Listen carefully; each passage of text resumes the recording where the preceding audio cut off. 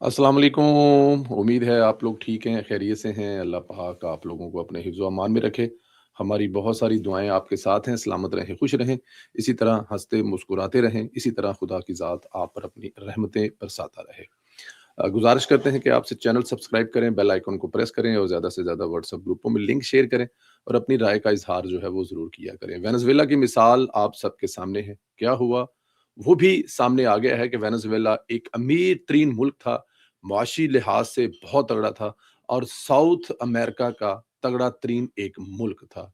तेल की दौलत से माला-माल था। दुनिया के चौथे 5वें नंबर पर जो तेल है, वो वेनेज़ुएला से निकलता है। आप इससे अंदाज़ा लगाएँ कि कितना मज़बूत मुल्क मईशत के लिहाज से। लेकिन सिर्फ़ मज़बूत मईशत कुछ नहीं बचा सकती क्योंकि मज़बूत दफ़ा आपकी बका की ज़मानत है। वेनेज़ुएला के पास मज़बूत दफ़ा नहीं था। इनके सदर के साथ जो हुआ, वो आपने देख लिया कैसे चंद घंटों में अमेरिका ने उनके मुल्क में आकर उनका सदर गिरफ्तार करके ले गए। जिसके ऊपर दुनिया की किसी आलमी अदालत में कोई मुकदमा नहीं चल रहा था। अमेरिका ने खुद डिसीजन लिया, अमेरिका ने खुद फैसला किया और खुद ही सज़ा देने का सोच भी लिया।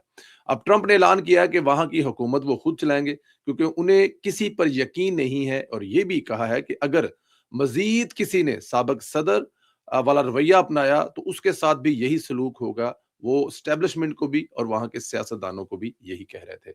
अमेरिका का दफ़ा मज़बूत है, दुनिया का सुपर पावर है, किसी भी मुल्क के साथ वो कुछ भी कर सकता है, क्योंकि उसका दफ़ा मज़बूत है।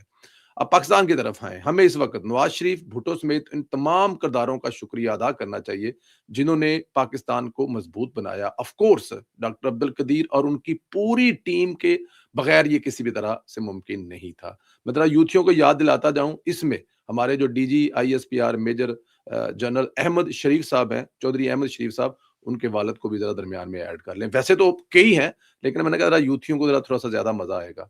सोचिए अमेरिका का रवैया कितना जारहाना होता, नवाज़ शरीफ पर किस तरह का प्रेशर डाला गया होगा कि आप ये एटम बम ना बनाएँ, ना चलाएँ, ना तजर्बा करें।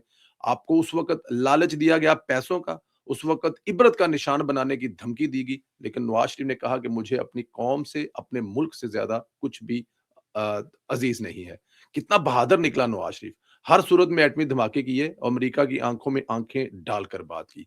अगर आज एटमी ताकत ना होते तो हमारा हशर कब का वेनेज़ुएला वाला हो चुका होता। कई नादीदा कुव्वतें हैं जो हमारे पीछे पड़ी हुई हैं। यहाँ पर एक बात और बताता चलूँ, नवाज़ शरीफ का भाई है शहबाज शरीफ, उसकी आजकल हुकूमत है। उसकी हुकूमत में भारत ने भी कुछ ऐसा सोचा था। 9 मई वाले दिन ने पाकिस्तान के वज़ीर-ए-आज़म ने अपने बहादुर सिपहसालार फील्ड मार्शल आसिम मुनीर के साथ मिलकर, अपनी बहादुर अफ़वाज के साथ मिलकर भारत को वो जवाब दिया कि वो अगले 100 साल तक किसी जगह मुँह दिखाने के काबिल नहीं है। भारतीय वज़ीर-ए-आज़म अमरीकी सदर से नज़रें कतराते हैं, उनसे जब कोई मुलाकात आती है तो बहाना करके जाते नहीं हैं। वो तगड़े मुल्कों में नहीं जाते, अफ्रीका के चक्कर लगाकर अपनी कौम को लॉलीपॉप दे रहे हैं। वजह ये है कि नवाज़ शरीफ के भाई बहादुर शहबाज शरीफ ने अपने फील्ड मार्शल के साथ मिलकर भारत को ये यकीन दिलाया। वजह आपका दिफा मजबूत था। जिन पर हम बातें किया करते थे, जिनके बारे में हम पता नहीं कितनी कहानियाँ और स्टोरियाँ चलाया करते थे, वो बहादुर फ़ौज निकली और जिस तरह बहादुर फ़ौज निकली वो भी आपके सामने है। इस्राइल समेत भारत और न जाने कितना खुफिया दुश्मन है, जो हमें इसी तरह का अब देखिए ना ईरान के बारे में सोचा जा रहा है, ईरान के बारे में कहा जा रहा है कि ईरान के साथ ये कर देंगे, वो कर दें। लेकिन अल्हम्दुलिल्लाह हमारे साथ ऐसा करने के बारे में कोई सोच भी नहीं सकता क्योंकि हमारा दफ़ा मज़बूत है। हम दुनिया की दूसरी जो कुव्वतें हैं, मुल्क हैं, उनको मज़बूत कर रहे हैं, उनके दफ़ा को बेहतर कर रहे हैं और हरमीन शरीफ का जो मुआहिदा है सऊदी अरब का हमारे साथ, वो भी आपकी नज़रों के सामने है। तो शुक्रिया शुक्रिया नवाज़ शरीफ, शुक्रिया डॉक्टर अब्दुल कदीर, शुक्रिया भुट्टो साहब, शुक्रिया फील्ड आसिम मुनीर और शुक्रिया शहबाज शरीफ साहब। नवाज़ शरीफ की तरह लीडर जो है वो क्या बात है, उनके अपना एक मुकाम और अपना एक कमाल है।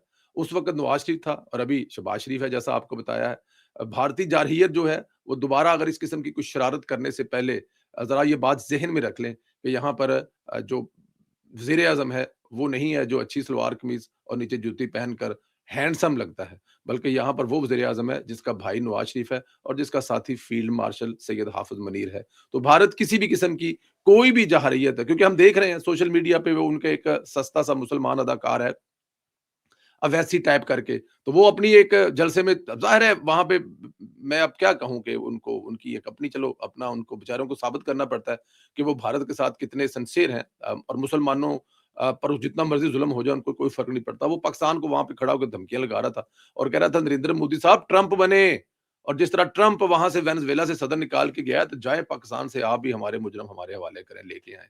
ये बातें करने वाली हैं, आपने पहले ये करके देख लिया और उसका जो जवाब है वो आपको मिल गया। यूथ ये बड़े ववेला करते हैं।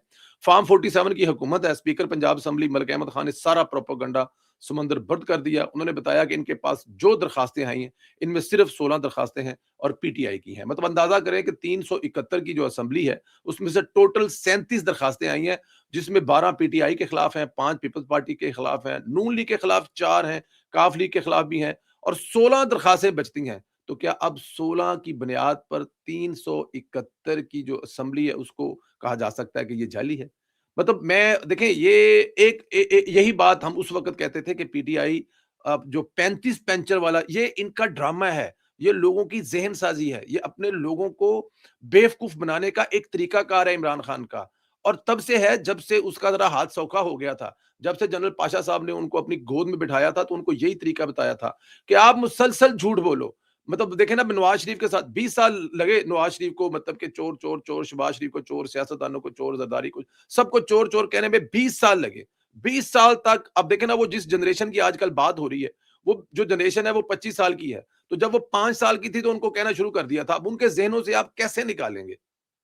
यही बात यहाँ पे फॉर्म 47 वाली की जाती है कि 16 अगर आप मान लेते हैं कि 16 ऐसे मेंबरान हैं जिन्होंने कुछ गड़बड़ करके अपना इम्तिहान पास किया और वो मेंबर बन गए असेंबली के, तो 371 में से अगर 16 गलत है तो आप कह रहे हैं कि सारी की सारी असेंबली गलत है।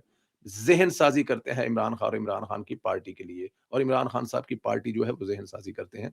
इसलिए इनसे ये बड़े फ्रॉड हैं।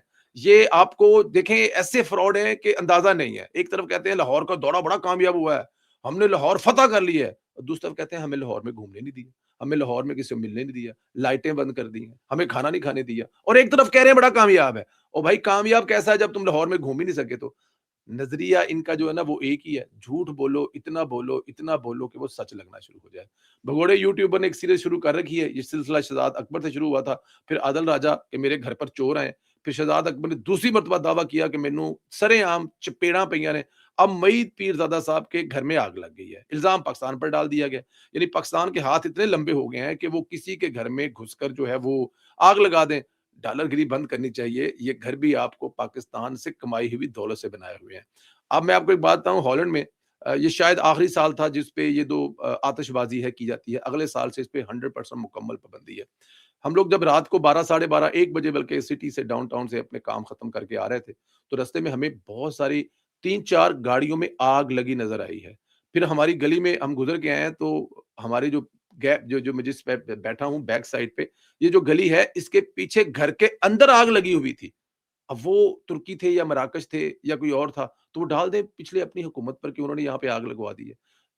शॉर्ट सर्किट हो सकता है, बहुत सारे दूसरे चीज़ें हो सकती हैं, बहुत सारी दूसरी हैपन्स हो सकती हैं, चूल्हा खुला छोड़ा जा सकता है और यहाँ के घर जो हैं, उनमें आग पकड़ती भी बड़ी तेज़ी से है, क्योंकि वुड अब ज़ाहिर है वो घर जो ज़मीन पे घर हैं, अमेरिका में उसमें वुड का बहुत ज़्यादा इस्तेमाल है, आप लोगों को पता होगा, बल्कि वो ढांचा ही पहले वुड का बनता है, फिर उसमें भराई होती है, फिर वो घर बनता है।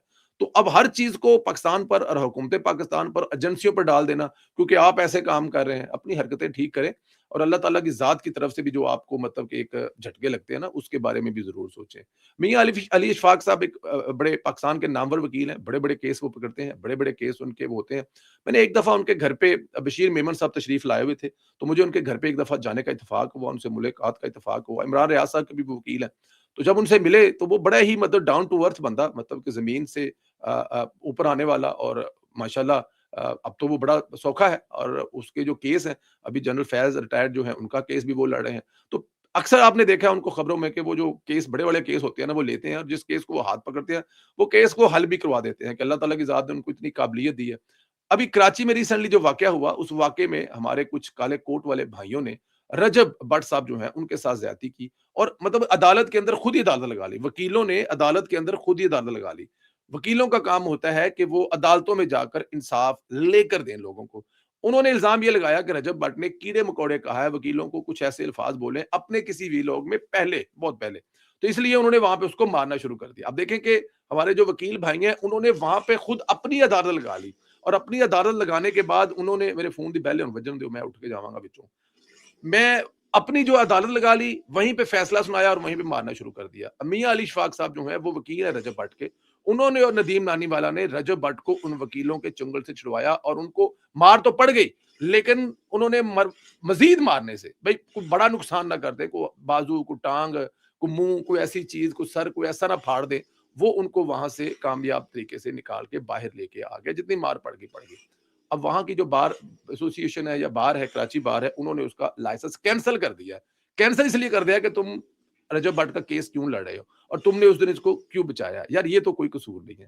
دیکھیں بہت سارے جو ہمارے وکیل بھائی ہیں نا، وہ عدالتوں کو اپنے قانون کو اپنے ہاتھ میں نہ لیں، وہ تو قانون فراہم کرنے والے ہیں۔ ہمیں پتہ ہے جوید جو افتخار چوری صاحب اس کے بعد ماشاءاللہ کافی مضبوط ہوئے ہیں۔ آپ کا جو جارحانہ رویہ ہے وہ ہمیں سمجھ بھی آتی ہے، لیکن یہ طریقہ کار ٹھیک نہیں ہے کہ آپ ایک وکیل کا اس لیے لائسنس کینسل کر دیں کیونکہ اس نے ایک، آپ اس کو مجرم تب کہتے جب آپ نے عدالت میں پرچہ کرا دیا تھا، ایف آئی آر درج ہو جاتی، اس کا کیس چل رہا ہوتا، عدالت نے اس کو سزا دے دی تھی رجب بٹ کو، تو کہتے جی یہ مجرم ہے، چھتر مارے اس نے جرم کیا ہے۔ ایسا تو بھی کچھ ہوا ہی نہیں ہے۔ اگر آپ کو کوئی پرابلم ہے تو آپ جا کے تھانے میں ایف آئی درج کروائیں۔ لیکن خیر یہ وہ رویہ ہے، اور یہ رویہ اگر پڑھے لکھے لوگوں کی طرف سے ہے، وکیلوں کی طرف سے ہے، تو سوچئے میرے جیسے اور آپ جیسے عام انسانوں کی طرف سے یہ رویہ کیسے ہوگا۔ میاں علی اشفاق صاحب اسٹے اسٹرانگ، آپ ایک اچھے انسان ہیں، ہمدرد ہیں، عام انسان کو ہمیشہ شیلٹر دینے کے لیے تیار رہتے ہیں۔ آپ کے دروازے پہ جو بھی آتا ہے، فیس ہو نہ ہو، آپ اس کا کیس لڑتے ہیں، اس بات کا مجھے پتا ہے۔ لوگوں کو آپ سے بہت اختلاف ہو سکتے ہیں، میری اس ویڈیو کرنے کے بعد شاید مجھے بھی لوگ ایسا ویسا کچھ کہیں، لیکن کیونکہ میں نے ذاتی حیثیت میں آپ کا گھر کا کھانا کھایا ہے، آپ سے چائے پی ہے، اور آپ کو میں جانتا ہوں کہ آپ ایک اچھے انسان ہیں، تو اسٹے اسٹرانگ۔ سروس ڈلیوری میں بہتری اور گڈ گورننس کے لیے وزیر اعلیٰ پنجاب مریم نواز شریف نے صوبے میں نگرانی اور احتساب کا نیا ماڈل متعارف کروایا۔ وزیر اعلیٰ کی ہدایت پر C M inspection team field میں مکمل طور پر متحرک ہے، سرکاری اداروں کی کارکردگی کو براہ راست مانیٹرنگ کر رہی ہے۔ وزیر اعلیٰ کو روزانہ کی بنیادوں پر فیلڈ مارشل جو فیلڈ رپورٹ پیش کی جا رہی ہے، جبکہ مانیٹرنگ کے لیے خصوصی ڈیش بورڈ فنکشنل کر دیا گیا، اور وزیر اعلیٰ پنجاب خود صوبہ میں سرکاری اداروں کی لائیو مانیٹرنگ کر رہی تھی تاکہ عوام کو بر وقت اور معیاری سہولیات جو ہیں وہ فراہم کی جا سکے۔ وزیر اعلیٰ کی ہدایت پر سی ایم انسپیکشن ٹیموں نے مختلف اضلاع کے اسپتالوں کے اچانک دورے کیے۔ ان دوروں کے دوران مریضوں کو مفت ادویات، طبی سہولیات کی فراہمی میں کوتاہی کی نشاندہی کی گئی، اور ذمہ داروں کے خلاف کارروائی عمل میں لائی گئی۔ عوامی شکایات پر مدد میڈیکل سپرڈنٹس، تعلیمی اداروں کے پرنسپل کو تبدیل کیا گیا۔ وزیر اعلیٰ پنجاب نے واضح کیا ہے کہ غفلت یا ناقص کارکردگی کسی صورت برداشت نہیں کی جائے گی۔ وزیر اعلیٰ کی ہدایت پر سی ایم انسپیکشن ٹیم اب صحت اور تعلیم کے شعبوں کے ساتھ ساتھ دیگر سرکاری اداروں کی مسلسل مانیٹرنگ کر رہی ہیں، اور معاون خصوصی شعیب مرزا کے ہمراہ ہسپتالوں کے اچانک دوروں کا سلسلہ بھی جاری ہے تاکہ اصلاحات کو عملی شکل دی جائے اور گڈ گورننس کے جو ہدف ہیں وہ حاصل کیے جا سکیں۔ میں پہلے کہہ رہا تھا کہ یہ منصوبے بنا دینا یا منصوبے لگا دینا یا چلا دینا کوئی بڑا کام نہیں ہے۔ چلانے کے بعد ان پہ نظر رکھنا کہ وہ جو آپ نے کام کیے ہیں وہ کام ہو رہے ہیں، نظر آ رہے ہیں، کیا عوام کی خدمت ہو رہی ہے، یا پھر وہ کوئی ڈرامے بازی ہو رہی ہے، یا پھر وہ جو آپ نے بھی دیکھا کہ دوائیاں، میرے ایک دوست ہیں بڑے اچھے سرکاری، ابھی انہوں نے بہت بڑی بیماری کاٹی ہے، سرکاری افسر ہے، نام نہیں لیتا میں ان کا، تو وہ بہت پہلے بتاتے ہیں، بہت پہلے، اس وقت شاید شہباز شریف کا دور تھا، ہاں بالکل شہباز شریف کا دور تھا، کہ وہ اپنے گاؤں میں تھے تو ان کو کوئی پرابلم ہوا تو انہوں نے کہا چلو لاہور چلیے، لاہور رہنے ہیں، تو انہوں نے کہا نہیں یار یہ مطلب ہمارے پاس جو بی ایچ یو ہے وہاں چلتے ہیں ہاسپٹل میں، تو بڑا اچھا ہاسپٹل ہے، وہاں پہ وہ آپ کا علاج کریں گے۔ تو اس وقت وہ گئے تو وہاں پہ اسپیشلسٹ موجود تھا سرکاری ہسپتال میں، اور وہ بھی دیہات کے، چیک کروایا، اور چیک کروانے کے بعد پرچی دی، اور پرچی پہلے تو وہ بڑے پیار اور محبت سے ملے، پورا قصہ سنایا انہوں نے، پھر وہ کہتے ہیں کہ جی وہ آئے، انہوں نے کہا جی پرچی لے لی، انہوں نے کہا جی میڈیکل اسٹور، نے کہا میڈیکل اسٹور نہیں، دعا اندر ہسپتال سے ملے گی، اندر ہسپتال کے دعا ملے گی، اور وہ جو پرچی تھی جس کے اوپر ہے، تو وہ جو دوائی لی انہوں نے نا، تو اس کے اندر ہی اس نے نا وہ جو پیپر تھا اس کے اندر ہی لپیٹ کے دوائیاں دے دی، وہ پروفیشنل استعمال نہیں کیا گیا طریقہ جو میڈیکل اسٹور والا سرکاری اندر بچہ بیٹھا ہوا تھا۔ وہ کہہ رہے میں گاڑی میں گیا ہوں تو میں نے کھولا تو میں نے گولیاں دیکھی، اور جو لکھی ہوئی وہ دیکھی، جتنی لکھی ہوئی تھی اس سے آدھی آدھی گولیاں بھی نہیں دی اس نے، کہہ رہا میں گاڑی سے نکلا، سرکاری افسر تھی، جاندیاں رکھ کے چپیٹ ماری کہ اگر حکومت ریاست کچھ ٹھیک کرنا چاہتی ہے تو تواڈے ورگے او گندے کیڑے نے جڑے اے ٹھیک نہیں ہوندے، گولیاں 12 لکھیاں نے تو 5 دے رہے ہیں، اور مزے کی بات ہے اسی کے اندر ڈال کے دے رہا ہے۔ اب رکھ کے چپیڑ والی جو بات ہے نا وہ ذرا زیادہ ہو گئی ہے، لیکن مطلب وہ اس قابل تھا، ہونا چاہیے تھا کہ جب حکومت ٹھیک کر رہی ہے تو پھر اس کا مطلب یہ ہے کہ حکومت کو ٹھیک کرنے کے بعد نظر بھی رکھنی پڑے گی۔ تو مریم نواز جو ہے وہ اپنے ہر منصوبے پر، اپنے ہر کام پر نظر رکھ رہی ہیں، اور یہی وہ ان کی کامیابی ہے۔ اللہ پاک آپ کو سلامت رکھے، خوش رکھے۔ بہت ساری دعائیں آپ کے ساتھ ہیں، اس طرح ہنستے مسکراتے رہیں۔ اگلے ویلوگ میں آپ سے پھر ملاقات ہوگی۔ بہت شکریہ، خدا حافظ۔